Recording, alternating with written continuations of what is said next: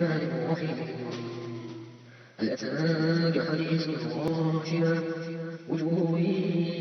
يومئذ خاشعة عاملة ناصبة تصلى نارا حامية تسقى من عين آنية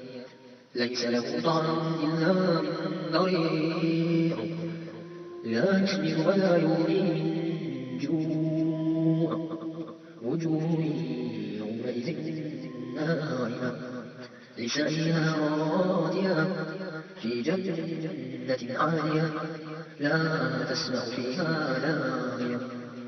فيها عين جارية فيها سرور مرفوعة وأكواب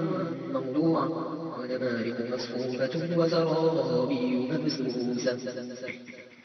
أفلا ينظرون إلى الإبل كيف خلقت أفلا ينظرون إلى الإبل كيف خلقت وإلى السماء كيف رفعت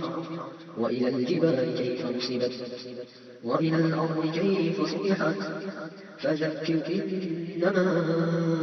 أنت مذكر لست عليهم بمسيطر